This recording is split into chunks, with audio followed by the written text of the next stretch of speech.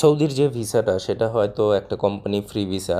তো ফ্রি ভিসাটা তো একদম অল্প টাকায় সৌদি সরকার বিক্রি করে সৌদির কাছে, সৌদি আরবিদের কাছে। তাদের থেকে হচ্ছে আমরা যারা বাঙালি আছে, যারা বাঙালি আছে তারা এই ভিসাগুলো কিনে থাকে 1,000 রিয়েল অথবা 1200-1500 রিয়েলে কিনে থাকে। বেশিরভাগই 1,000 রিয়েলেই, কারণ তারা তো অনেকগুলো ভিসা কিনে।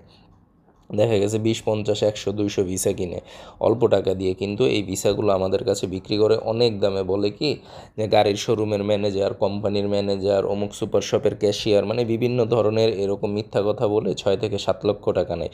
আসলে কিন্তু টাকা এত লাগে না, টাকা লাগে হচ্ছে একদম কম। এখন বর্তমানে তাকামুল সার্টিফিকেট লাগতেছে, যার দাম হচ্ছে 20 থেকে 30 হাজার টাকা বাংলা টাকায়, এবং আপনার লাগবে হচ্ছে মেডিকেল, সেটাও হচ্ছে 15 থেকে 20 হাজার। এই হচ্ছে ধরেন মোটামুটি 40-50 হাজার যাবে। তারপরে ভিসা প্রসেস ফি, সৌদি থেকে বাংলাদেশে পাঠাবে, ওকালা করবে, সেখানে যাবে 15-20 হাজার।